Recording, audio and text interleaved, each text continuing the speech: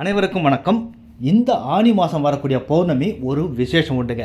அது என்னன்னு பார்த்தீங்கன்னா குரு பௌர்ணமின்னு சொல்லுவாங்க.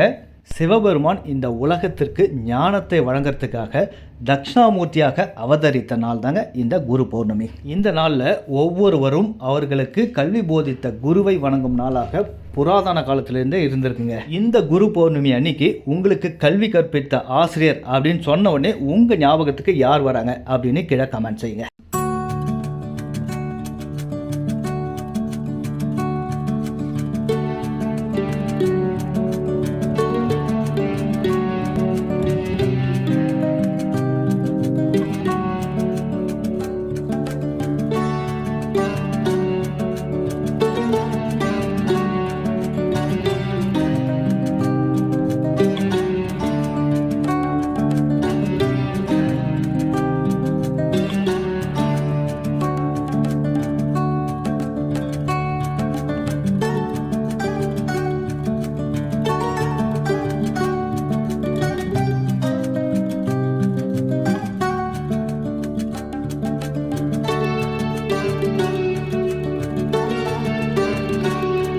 யாரும் கூட்டு போயிருந்தாலும் எங்க இருந்தாலும் ராஜகோபால் தாண்டா வரணும்பா.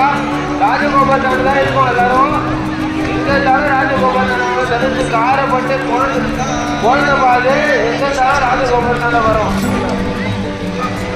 காஞ்சி காரப்பட்டுப்பா எங்க இருந்தாலும் ராஜகோபால் தாண்டா வரும். குழந்தை அது இதாயிட்டாலும் உங்க பேரண்ட்ஸ் யாராவது ஒரு ஊரில் இருப்பாங்க. எங்க இருந்தாலும் ராஜகோபால் தாண்டா வரும்.